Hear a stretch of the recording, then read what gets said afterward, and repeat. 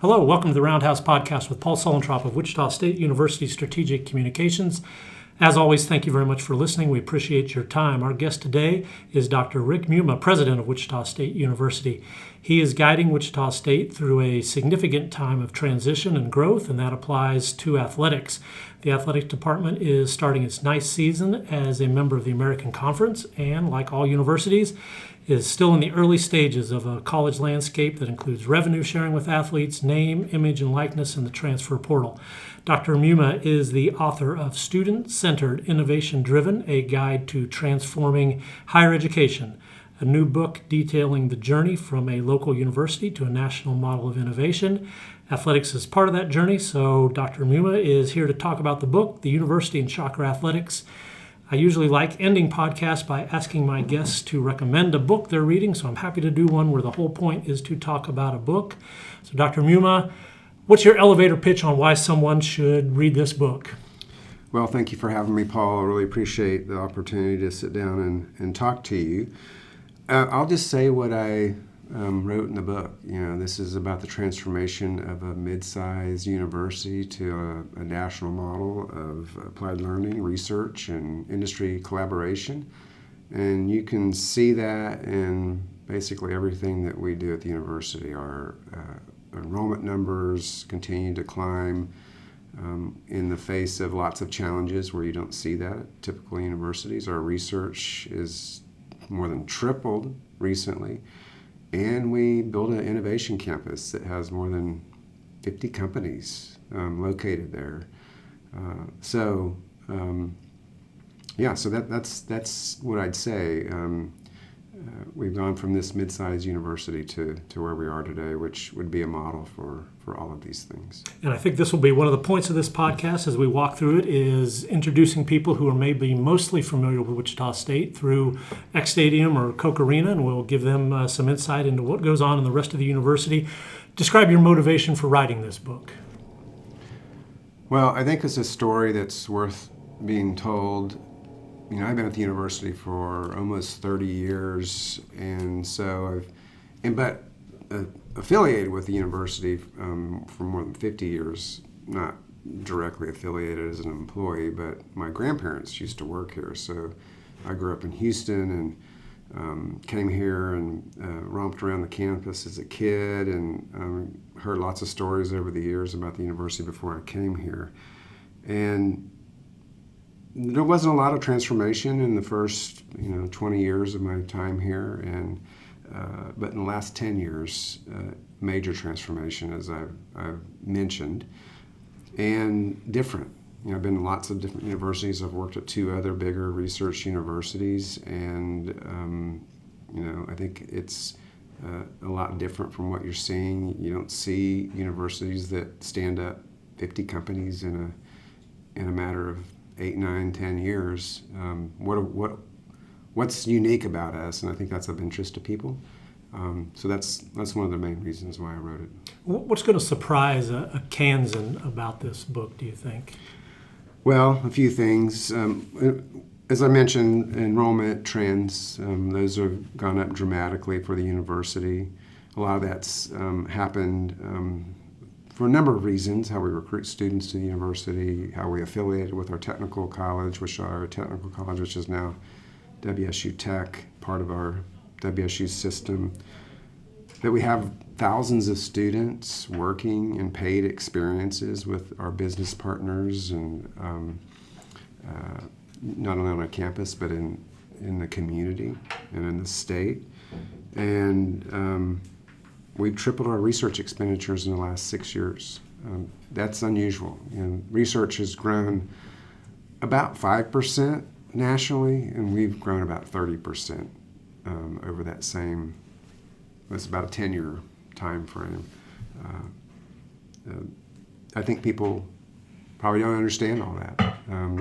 Particularly people are interested in athletics, come to a game or games, and they might see some differences on campus, but they don't really know what that's about. So to me, it's surprising. Obviously, I'm biased as a president of the university, but everybody I talk to outside of Wichita my colleagues across the country, they're asking what's going on there. What are you doing there that's unique? Yes, those colleagues around the country. That's part of the point of this book, is to get the word out to other educators, other universities. What is going on here that you think someone who is interested in education will read and think, boy, that's a good idea? Well, I think the sort of the secret sauce of us as an institution is our applied learning model. So applied learning means lots of things to lots of people. Cooperative education, internships, and we have those. But our variety of applied learning is to get students involved with industry partners, particularly the ones on our campus, the moment they show up on campus. We hire the students and deploy them in those businesses, so the businesses aren't doing that kind of work, that employment work for them. And then if the student needs some additional support to make them a better student employee, we provide that to them. And these aren't just jobs that are term-based kinds of jobs where they're just doing it in the fall semester or the spring semester. These are ongoing jobs if a student chooses to do that. So that's different. We have students who are doing modeling for aircraft structures and doing electronic drawings and putting planes together through reverse engineering techniques. You just don't get that kind of experience. And one of the main things that makes a big difference in what we're doing is that the students who are graduating with ready skills so they can go right out into the workforce. And they don't have to be retrained into having to do that kind of work at a particular business. The businesses have to spend a lot of time retraining them. So, yeah. That seems like that would play well with parents who are perhaps paying for part or all of their child's education. Is that your experience? They really like this part of it? It is, and I travel around, and when I'm in some of the areas around our state, particularly those that live up and down the I-35 corridor, I ask parents why they're interested in sending their son or daughter to Wichita State. And it's because of that applied learning experience. I know that the students are going to have this opportunity to get this real-world experience, that they can apply the skills that they're learning in the classroom and take it directly to an employer that we have on our campus and will likely get a job there when they graduate. So that's very appealing to them. So if I ran another university, I guess I would want to know, how is Wichita State doing well in enrollment during this difficult time? What does the book tell us about how WSU has managed to attract students during this time? Yeah, for those who are listening, probably know that Kansas is not a growing state. We're growing, like a 2% increase. In Sedgwick County, where Wichita State is located, that growth is happening at a faster rate, and also in northeast Kansas, but the rest of the state's really not growing. So that creates challenges. Our goal is to help support business and industry here with a talent pipeline. And if we don't have enough people coming to the university getting degrees, we're not going to be able to provide those jobs, and companies can't grow without workers to take jobs. So we started recruiting up and down the I-35 corridor and offering in-state tuition. We started out in Kansas City, and Tulsa, Oklahoma City, and Dallas-Fort Worth, and we expanded that beyond the I-35 corridor to Houston. San Antonio's on the I-35 corridor, but also into Arkansas and Iowa and Nebraska and Colorado. And that's been one of our largest growth areas in terms of our different sectors of areas that we recruit students from, by about 200% over the last several years. And so now we have about 1,600 students who come from those areas every year studying here. And the idea is to get them connected to these applied learning experiences with our employers that we have on our campus and others in our community, so they take a job when they graduate and feed that talent pipeline that these companies need. And that's been very successful. Okay, so if you've stuck with us this long, you're probably ready to talk some athletics. So we will talk about how this all relates to athletics. Former President John Bardo, he started a lot of the momentum for the Innovation Campus and other changes detailed in the book. He certainly considered athletics important. He looked into football, attracted a lot of attention when he did that. He backed Wichita State's move to the American Conference in 2017. Why is athletics important to the university? Well, for many people, it's the only window into the university. The community and the connection to the community and athletics is kind of central to the entire community. We're the university that has the D1 sports, and that's not available anywhere else. Now, we don't have football, which some people would say is a big disadvantage, and if you hear Kevin Saul talk about this in our current landscape around athletics, he'd say this is an advantage because we don't have to raise money for football. We can put it in all of our other sports, and I believe that as well, listening to him talk and just studying the matter. But we need to be good, competitive. We need to be able to provide a good product for our community, and if we do that, we know that we can do that. We've done that in the past. We're working to do that, be better at that. We can start to further develop and cultivate a fan base that will not only come to our sporting events, but will support the university in a number of other ways. So it's just central in so many ways to the institution. So you mentioned the I-35 corridor, the Shocker City and Shocker Select tuition discount programs, and they're available to students from many surrounding states. For athletics, program is helpful when recruiting, especially in sports such as baseball, track that rely on partial scholarships. And if you follow the Shockers, you know there are a lot of Texas students on the baseball team, softball team, and so on. Why has the strategy of recruiting Texas students to Wichita State, both athletically and in the regular student body, why has that been a success? Well, if you go back in history and think about the Chisholm Trail, which goes right through Wichita down to through Texas, we have a lot of businesses that are located up and down the I-35 corridor that do business here, have offices here. So it's not a big stretch for people to think about Wichita State as a place to think about going to school. One of the other things I hear from parents is, particularly Texas schools, those schools have 40, 50, 60,000 students nearly enrolling in those schools, and students just get lost in that kind of environment. And we, as a research school, much smaller than that, but still have a lot of the same kind of opportunities, but in an environment that is more nurturing, where they can actually do more, particularly around applied learning, and have the experiences that they just wouldn't be able to get even in a bigger city, just because of the volume of people that are in those universities who need similar kind of experiences. So we just have a more ability to provide a nurturing, more rich learning environment than a lot of those other schools can provide, and that's what parents point out.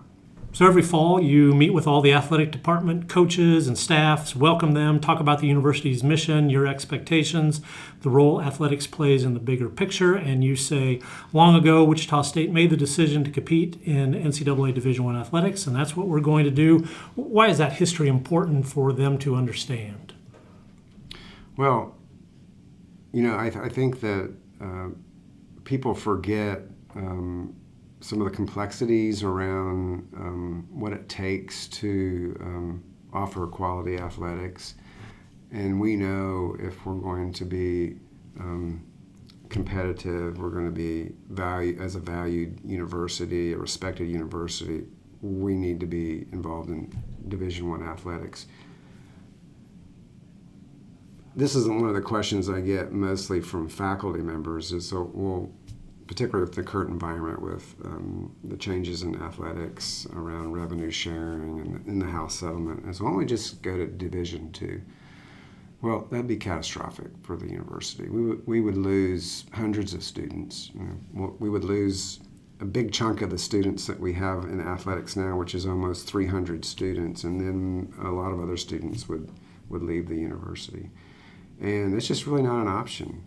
I think this community expects this university, with our long legacy around athletics, football before, and lots of records that have been set by different coaches and student athletes, that would continue. And it's just not an option to do anything other than that.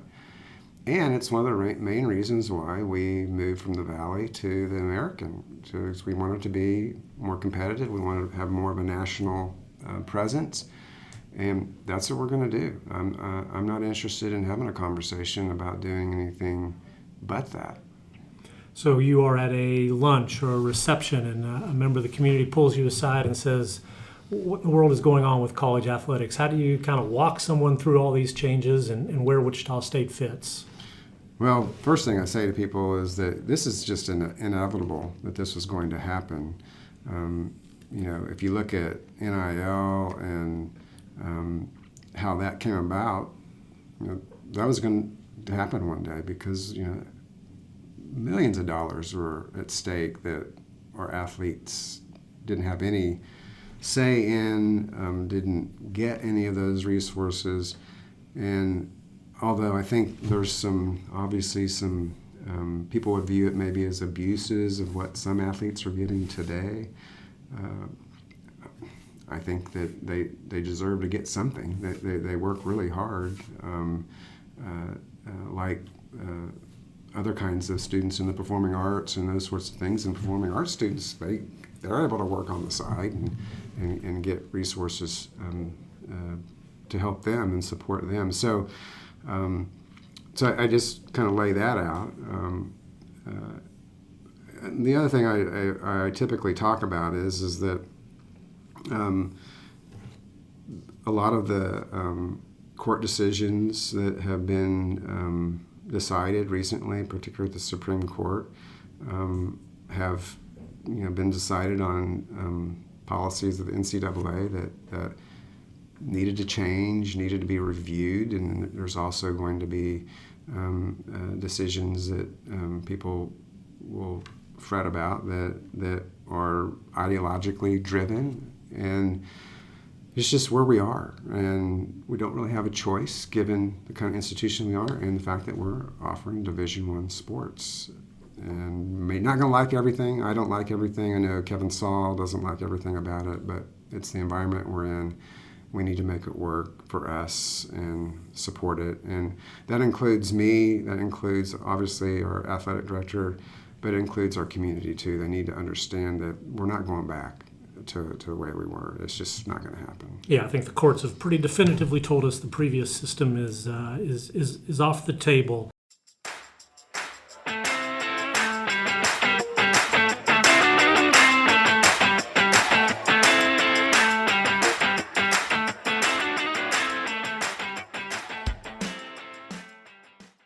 Hi, this is Rick Muma, president of Wichita State University. Check out the latest episode of the Forward Together podcast. Each episode, I sit down with different guests from Shocker Nation to celebrate the vision and mission of Wichita State University. Listen wherever you get your podcasts.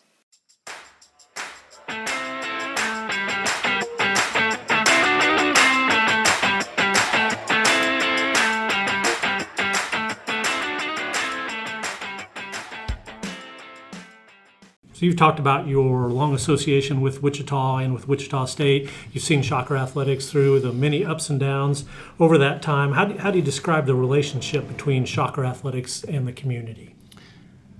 Well, I think, in the last 5-6 years has been kind of rough. We've, had some transitions out of our basketball program that a lot of people didn't like.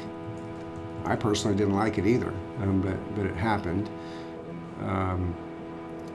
But I think ever since we've kind of got back on track in the athletic department, ever since I hired Kevin Saul about 3 years ago, one of the things I asked him to do is that we need to develop a culture of winning, of excellence, and that required an entire review of the athletic department. How we, engage with players and coaches and evaluate people and develop strategy and plans around that, and just be more strategic in our approach. And it also includes how we interact with our fan base. So I think it's improving, and we have a lot of work to do. As you know, college athletics is kind of ups and downs on your wins and losses.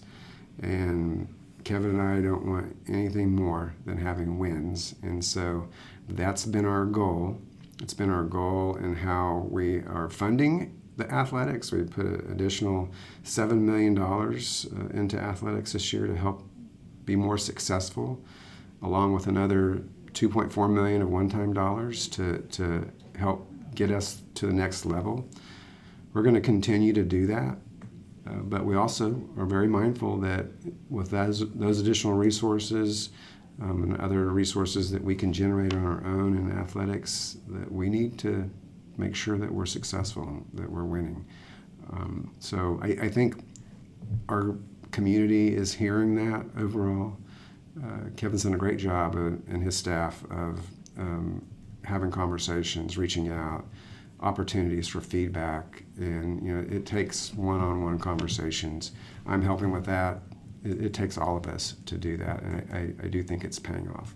Yeah, take people behind the scenes a little bit. How often do you talk to Kevin? How do you two stay in alignment, I guess is the popular word? Yeah. Well, I'll tell you what. Anybody who knows Kevin knows that he is data-driven. He is super organized and has a very good understanding of the direction that we're going, how we're going to get there, and what needs to be done. He and I have a standing meeting every 2 weeks where we go over different strategies that he's working on. He's asking for feedback. We talk about how we're going to move forward on different projects. And then we probably text almost every day about some issue that we're seeing or hearing. He's really good about keeping me apprised of new things that he's seeing and hearing. So we are in constant communication. I spend probably 10, 15, 20% of my time focused around athletics. So that's like 1 day a week. If you look at the 5-day week sort of thing, I think that's should say to your listeners that that we're taking this serious. We care about what we're doing here in athletics. And then, of course, I'm always, with his help and me going to games and different events, I'm keeping up on how his student athletes are faring out there, and I want to know that. I want to know how they're doing. I want to know how the coaches are doing, and so we're constantly in communication about all of that. Yeah, you're a regular at games, and I think it probably most impressively, there are some cold spring days at Wilkins Stadium, and I've seen you out there bundled up with the fans. And I know athletes and coaches, they notice that. They know when administrators are there. Why is it important for the president to show up at as many games as possible? I think people need to see that you care about what they're doing. It's the same reason why I go to fine arts events, the same reason why I go to engineering showcases or competitions and different other kinds of events that faculty are engaged in across campus. I'll just give you an example since you brought up Wilkins. We're going doing a renovation of the facility and additions to the facility, and I think everybody knows that. We just finished the indoor practice facility for softball, and but I guess a couple of seasons ago, the in the softball fan base, there's some really dedicated women that are there, sit in the same place, and I kind of sit close to them and got to know them. And if you remember what the seating stands are like. It's metal stands, and if it gets a little bit of moisture on it, it gets a little slick. Particularly if it rains or even dew, it gets a little slick. And there wasn't any railing in the seating area. And one of the fans said, Mr. President, it really help if you could get some railing up on these stands so when it's slick or we're having a hard time getting to our seats, we can grab onto something. And it's just things like that I can see and help. And so we had that railing up the next season. It's important for me to see what's going on, what fans are experiencing, hearing what they like or don't like, and then Kevin and I can talk more about that. But there's a lot of those kind of things that have happened because I've just noticed some things, and I said, "Hey, Kevin, is that possible? Can we put some railing up?" And so we looked into it. We were able to find the same manufacturer of the seating, and they were able to do that. So that's just an example of how I can help. Yeah, if you've been sitting out at Wilkins Stadium in the spring for decades and decades, you deserve a railing to help you help you move around. I'm going to jump back to the book for one question. There is a graphic in the book that tells us about WSU's research expenditures growing from $192 million in 2021 to $392 million in 2024. How does that research help the university and the state of Kansas? Yeah, so those numbers start when I first became president, and then, of course, to present, and that's a 104% increase. It's unheard of. I just want your listeners to know that kind of increase in research is not happening at other universities. One of the things that is important for the listeners to know is the reason why that research has increased so rapidly is a long list of things, but one of the main things is when we think about a research project or going forward in a research area, we're always thinking about how can we solve a problem in our community or in one of our partners. And so what we do is go to a partner or someone in the community or the city, say, how can we solve your problems? What is it that you need solved? And that is what's really resonated with our partners, with our industry folks, is that we're here as an institution to help solve their problems. And that's why it's growing, as opposed to the traditional model of research is we have people who are here, faculty, others who are involved in research, who have a research expertise, and then they go to industry and say, how can you help support my research agenda? Well, that likely is not going to be something that's going to help solve their problems. Sometimes that does work, but the reason why we're growing is because we're really helping our community solve some of their most pressing issues. And that's the whole purpose of a university like Wichita State. We're an urban public research university, and it means two things: that we're here to provide affordable, accessible education to anybody in this community who wants to come here, and we help our community solve problems through research, through creative activities, and other service initiatives. And that's the reason why we're growing. And there are terms for that research. I've heard John Tomlin talk about this. What are the...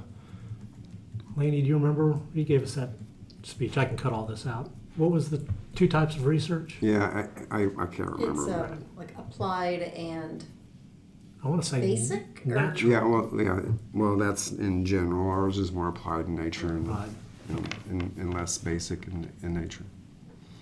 Let's get back to sports. Do you have a favorite sport? Is there one you really enjoy watching more than others? Well, that would cause some problems if I created favoritism. Yeah, I enjoy watching and learning about all of our student athletes and what they do. I'm becoming fond of softball. It's fast. It's closer. You can get and see things closer to the student athletes. Of course, basketball is always exciting, both men and women. Men's basketball is bread and butter for our athletic department, so I understand the importance of that particular sport to our athletic program here. I didn't, as a youngster, I wasn't really engaged in a lot of sports. I played baseball when I was in junior high and that sort of thing. Wasn't really any good. I tried to play golf, but that just takes too long. And so, but I have got to really be fond of what we're providing here at the university and try to support all of our sports. Totally agree about softball. I've really developed a fondness for that. Now, it helps that they're really good, but yes, Yeah. the game moves along. You got a good view of the game. That definitely is one that I would advise people to check out. You are a runner. Describe your running routine and how you got into that sport. Well, I would call it jogging, and Which is not- fine. That's a great activity too, no matter not- what you call it. Not running. Maybe I could have called it running when I was younger. I guess in the last 5 years I've been pretty consistent in running, and that started with COVID because we couldn't go to the gym, and so we started running outside. But in the last 20 plus years, I've been exercising, doing some sort of cardiac or cardio exercise. In the morning, we get up at 4 o'clock. My spouse and I, Rick Case, and either if it's too cold, we go to the gym, one of the Ys, or we run outside. And so the running really started because of COVID. I'm just trying to continue to do that. And since I've become president, it's been really great because we run around campus. It's about a 3-mile run, and I get to see things. No one's around. It's still dark, but there's lots of lighting around campus, so I can kind of see what's going on in different things. And it's just good for me to see what's going on in this, that, and the other direction. And sometimes I notice some things that need to be taken care of, and so I can let the physical plant staff know they get regular texts from me and try not to bother them too much. But in any case, it's just been something that I've really started to enjoy, and hopefully I can continue as long as I can. In terms of my age, the older you get, the less likely you will be able to continue to run. It would be a good time to be on campus. The sun rising and a little bit of quiet. I can see that would be a good scene. If a local high school invited you to visit and give their athletes advice about how to choose a college for athletics and education, what would you tell that group? Well, one of the things that I think is important for student athletes or an athlete that's contemplating Wichita State is to pay attention to the culture. We've spent a lot of time since I became president focused on that. I think in the long run, that's hopefully what's going to play out in college athletics.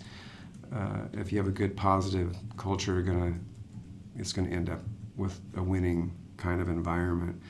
But also, since most athletes are not going to go on to, do their sport professionally, the odds are that most are not going to be able to do that. To make sure that you're picking a university where you can get the right career trajectory. And I talk a lot about Wichita State, of course, and some of the things that we can offer them that they're not going to get anywhere else, and particularly around applied learning, particularly our model of applied learning. Those are two of the main things that I think are important. And then, if you think about Wichita State, I think we do have a culture of winning and a competitive excellence that's different than other places, at least what I hear about and what I read about, and I remind them to keep that in mind as well. So if you go to softball games, like you mentioned, or baseball games, everybody's got to have a walk-up song. If you had a walk-up song, what would it be? I was inaugurated in 2021, almost 4 years ago this October. I've been president for almost 5 years because I was interim for a couple of times. But in the inauguration ceremony, one of the songs that I selected, typically in an inauguration, you have a song. and that song is "Feeling Good." There's lots of people have sung that song, but Michael Bublé is famous for singing it. That would be the one that I'd still think is appropriate. It's a positive, uplifting song about just how you should live a positive life and move forward in a positive way. Positive and uplifting, that's a good thing for a walk-up song to be. Okay, after someone reads Student-Centered, Innovation-Driven, what's the next book you would recommend they pick up and read? Well, that's a good question. There's lots of books out there, particularly focused around some of the things that I do talk about in the book. But what I had my executive team read when I became president is a book called Broke, B-R-O-K-E. And basically, it was one of the first books that I read that say, oh, this is who Wichita State University is. And the whole concept, or one of the concepts around the book is Michael Crow, who's the president of Arizona State University. He's a thought leader in higher education, has done incredible things at Arizona State. They have like 120, 30,000 students there now.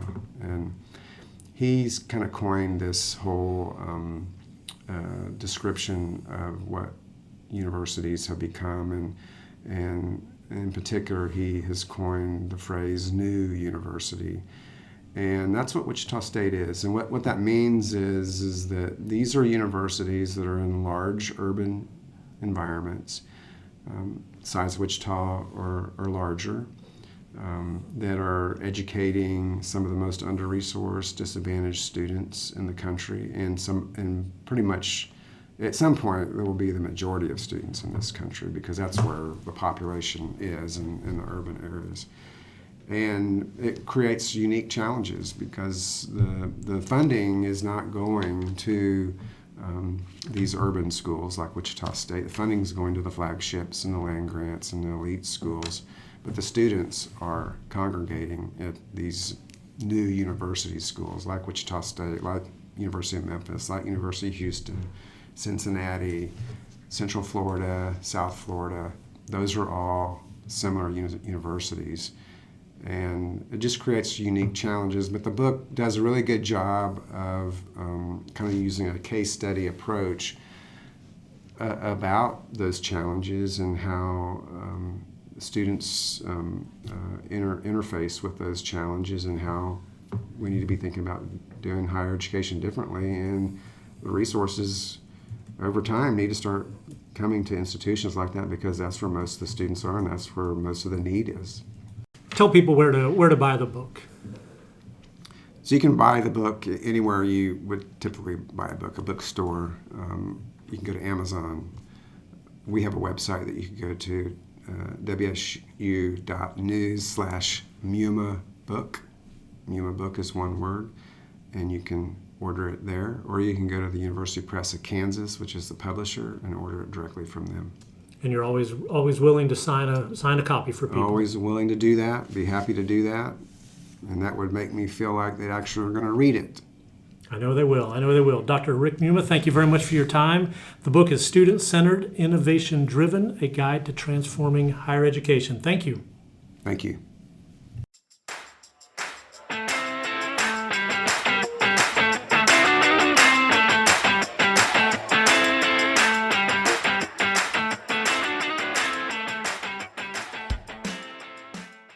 Thank you for listening to the Roundhouse podcast, courtesy of Wichita State University Strategic Communications. We encourage you to rate, review, and subscribe wherever you get your podcasts. You can find more Roundhouse content at GoShockers.com. Driven to center and well struck, and Lucas is there. She's got it, and that is the ball game. And look at the celebration for Wichita State as they have ended the Cowgirls' 14-game winning streak in a dandy from Wilkins Stadium, 8-7.